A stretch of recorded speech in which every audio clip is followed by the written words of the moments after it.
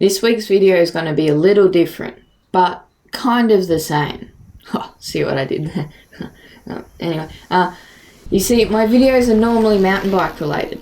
However, on my Gold Coast trip roughly a month ago, Dad and I stopped at a place you've likely never heard of before, Glen Rock State Forrest.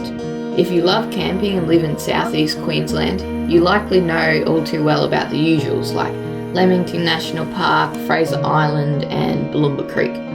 But this little gem has flown under the radar, and I can't see why. Well, maybe I can. Now, if you're into stunning waterfalls and breathtaking scenery, this probably isn't for you. Now, when hearing that, some of you may think that's all camping is about, isn't it? But you might be surprised what else lays beyond. If I'm being honest, I thought the same way at first. This campsite's like an outback, chill-out, southern type affair, in a dry, dusty area with cattle and cowboys roaming around the land. There's a serious feeling of isolation, and the sky's basically white at night time. The first thing you'll notice while entering the campsite is the small cottage to the left. It really sets the tone for what this place has to offer. The campsite's as good as any, and there were only 1 or 2 families there. On school holidays, on the weekend, in comparisons to the thousands, and I mean thousands of people at Lamington National Park when I went there a few days later.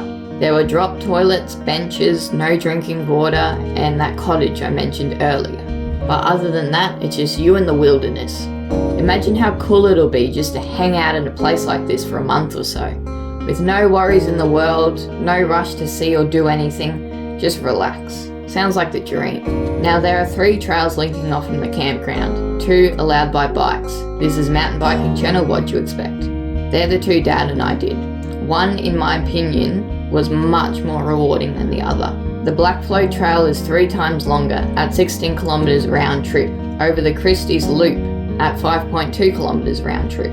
The longer loop, however, is rated green, whereas the shorter one are blue. This is because the shorter one goes up a hill, whereas the longer one runs through a valley.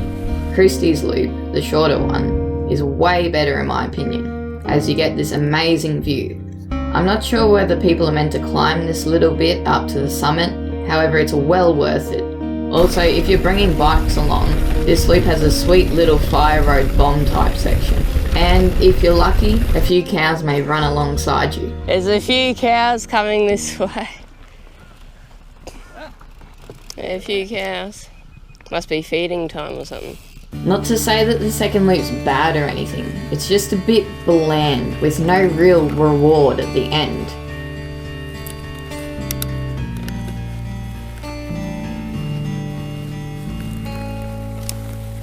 This is it.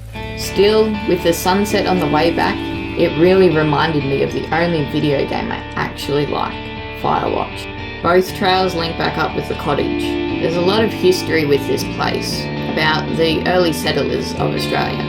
It's pretty cool to read if you come here sometime. Well, that's about it. Probably why no tourist book has this campground in it.